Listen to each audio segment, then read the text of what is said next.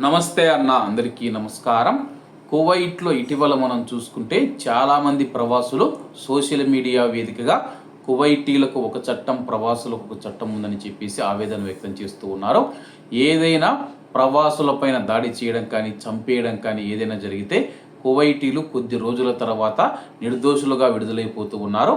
ప్రవాసుల విషయానికి వస్తే అప్పటికప్పుడే శిక్ష అమలు చేస్తూ వాళ్ళకైతే జైలు శిక్ష కానీ, ఉరి శిక్ష కానీ, మరణశిక్ష కానీ ఏదైనా వెంటనే అమలు చేస్తూ ఉన్నారని చెప్పి తెలుపుతూ ఉన్నారు.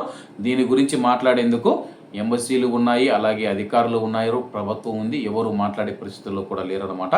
తాజాగా స్థానిక మీడియా తెలిపిన వివరాల ప్రకారం కువైట్లోని అబ్దలీ ప్రాంతంలో సైకిల్ తొక్కుతూ ఉండగా వాహనం ఢీకొని మరణించిన ఆసియా ప్రవాసుడి కేసులో ఒక పౌరుడిని కువైట్ కోర్టు నిర్దోషిగా విడుదల చేసింది.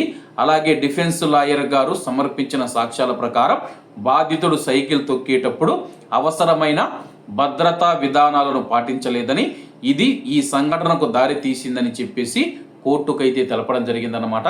అలాగే రోడ్డు పైన వెళుతూ ఉన్న ఆ యొక్క సైకిల్ తోలుతూ ఉన్న ప్రవాసుడు ఎవరైతే ఉన్నారో అతడు భద్రతా ప్రమాణాలు పాటించలేదు, అలాగే చట్టాలను ఉల్లంఘించాడని చెప్పేసి దానివల్ల ఈ యొక్క రోడ్డు ప్రమాదం జరిగి ఆ యొక్క ఆసియా ప్రవాసుడు చనిపోయాడని చెప్పేసి అవతల కువైటీ తరపున ఉన్న లాయర్ వాదించడంతో అయితే ఆ యొక్క లాయర్ వాదనతో ఏకీభవించిన కోర్టు మనం చూసుకుంటే అతన్ని నిర్దోషిగా విడుదల చేసిందనమాట.